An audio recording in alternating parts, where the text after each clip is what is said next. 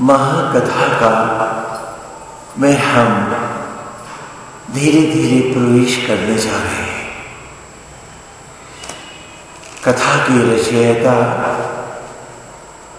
महान मुनि पराशर, जो स्वयं महाविष्णु के छठे अवतार हैं, उनके पुत्र सत्यवती नंदन पराशर के पुत्र होने से एक प्रत्यय और बढ़ेगा, तो हम क्या कहेंगे?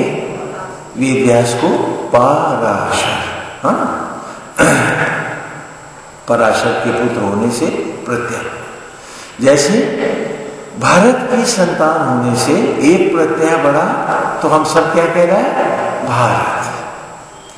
हम उस युग में जो आज से 6500 वर्ष पूर्व है, गुरुकुल शिक्षा का समुन्नत क्षेत्र है।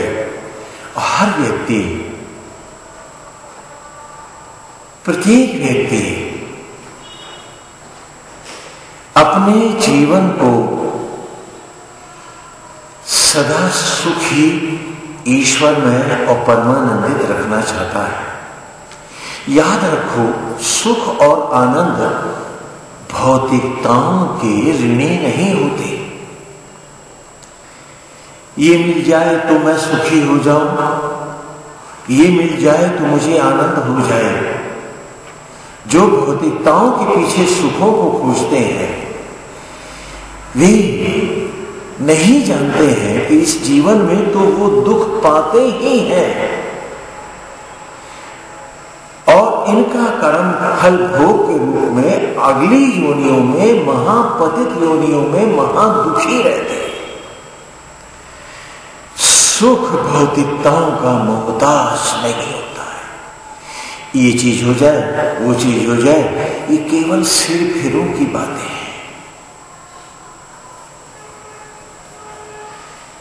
एक परिपक्व मस्तिष्क जानता है कि आत्मा की लहर और मौज में डाल दे, बुद्धि और विवेक से काम कर, फिर जेही विधि रखे राम ताही विधि। ये वो महान युग है। भगवान वेदव्यास की कथा हमने कल विस्तार से सुनी है, जन्म की कहानी, कि वे कैसे सत्यवती और महामुनि पराशर स्वयं महाविष्णु की संतान है, और उन्होंने अपनी कथा का रहस्य भी सचराचर में दिखाया है। सनातन धर्म में एक सिद्धांत है जो किसी संप्रदाय में नहीं। यत् पिंडे तत् ब्रह्मांडे, जो मैं हूं, ये शरीर रूपी पिंड है मेरा, ये संपूर्ण ब्रह्मांड है। सारे ब्रह्मांड का छोटा चित्र मेरा शरीर है। वो परमेश्वर परम पिता जो संपूर्ण ग्रहों, नक्षत्रों, सचराचर को बनाते हैं, वे नारायण ही बन के आत्मा ओम ब्रह्मा विष्णु महेश का संपूर्ण अवतार बनकर मेरी देह में विराजते हैं, इस शरीर को बनाते हैं, और उन्होंने ही जीव रूप मुझको बनाया है। जीव हम सब की संज्ञा है। भरत खंड हमारा भूखंड है जिस पर हम अवतरित हुए हैं, और भारत हमारा जाति संज्ञक नाम है।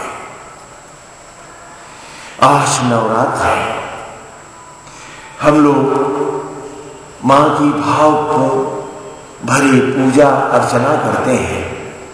काश हम इसको जान के करें तो सोना तो हो ही, सुगंध भी उसमें हो जाए और राह भी मिल जाए।